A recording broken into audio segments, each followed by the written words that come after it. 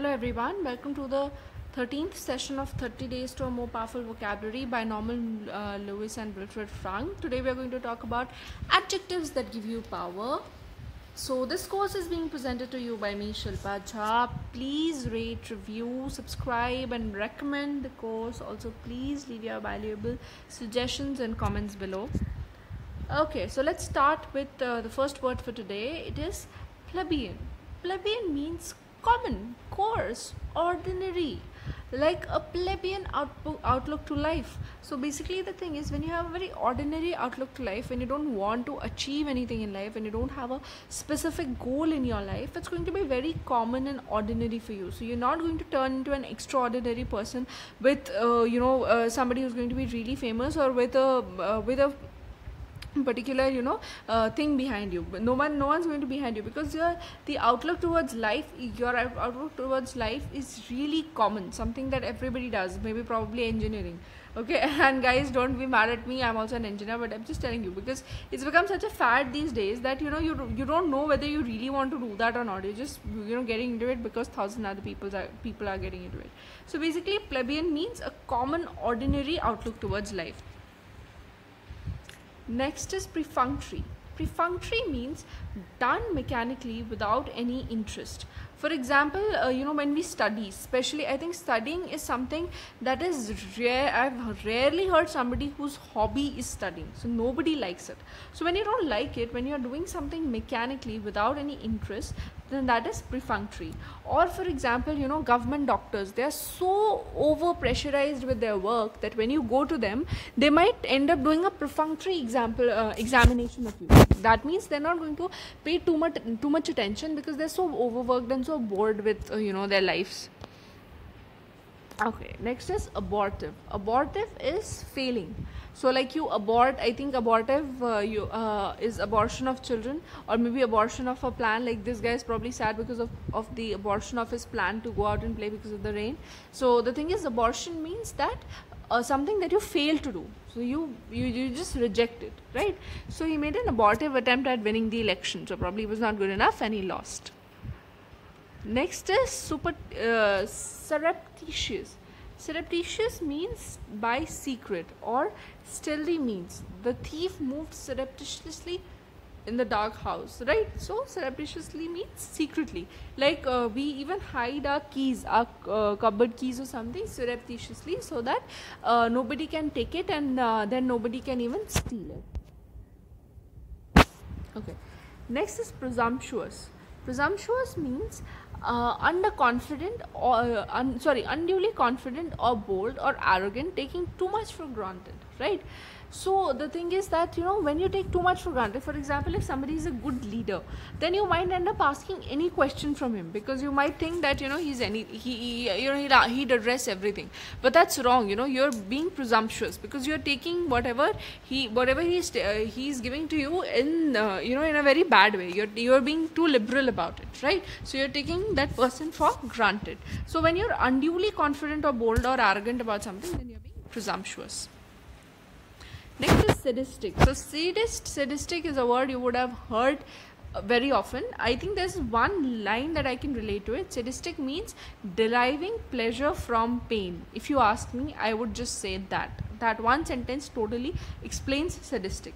So basically sadistic means inclined towards cruelty, great pleasure from hurting others, like militants. I don't know, maybe they get pleasure out of hurting others, otherwise why would they do such unjustifiable acts, right? So the ruthless guard tortured the prisoner. Yeah, even that can happen. So basically you understand sadist. Sadist, for me, it's deriving pleasure from pain. So somebody who does that is a sadist.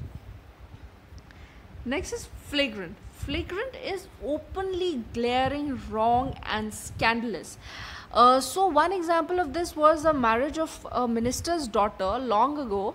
That minister had spent a very, very good amount of money during demonetization, when people with even middle class or high class people, they were also trying to manage their income because of the lack of flow of money, and that guy did a very expensive marriage for that girl. So that means it was pretty evident that there was a flagrant misuse of funds. right? So, or flagrant misuse of company funds, like company, they give you cars to go move around for their official work, but people use it unofficially also. Next is inane. Inane is silly, senseless, empty. For example, he might be saying something which might be an inane remark to the public, because something that's totally foolish, or like whenever ministers, whenever they say something to the public, they should be really careful, because an inane remark can an inane remark can bring trouble to them. And I think on Twitter, on and off, you would have seen a lot of news coming out on Twitter that this guy said this, then he sent an apology and all that. So they are all inane remarks. Next is crass. Crass is stupid and gross in an inconsiderate way. So it's people who really, in that case, I would say maybe foolish, right? Or they're being very inconsiderate when they say something. So that is being crass. Like politicians make crass or inane remarks on their opponents. Obviously, they have to win, so they would just say anything to win the election, right? It's said like that, right? So they make crass and inane remarks. Next is macabre. Macabre is related to death and horror. So something which is related to death and horror is macabre. Psycho by Hitchcock is a thrilling film of a macabre mystery. So something that's related to death and horror. Next is dogmatic. So dogmatic is, dogma means belief. So dogmatic is somebody who is too positive and arrogant over something, and he'll not bend at all. Why have I put Holy Bible? Because some people who read these books, so though these books they preach really good things, but at times we can bend a little. But there's some people who would just establish certain beliefs and they would not move away from it. So they become dogmatic, right? Next is vitriolic. Vitriolic means extremely sarcastic or bitter, figuratively caustic or bitter. So something that's really bitter, like maybe she's making these people dance and she's being really sarcastic about it, that you don't dance well or you don't know. So she's being vitriolic. Vitriolic is not something that is going to be appreciated, right? Because sarcasm also, everything till an extent sounds good. So if there is too much of sarcasm, even that would not be appreciated. So that is vitriolic.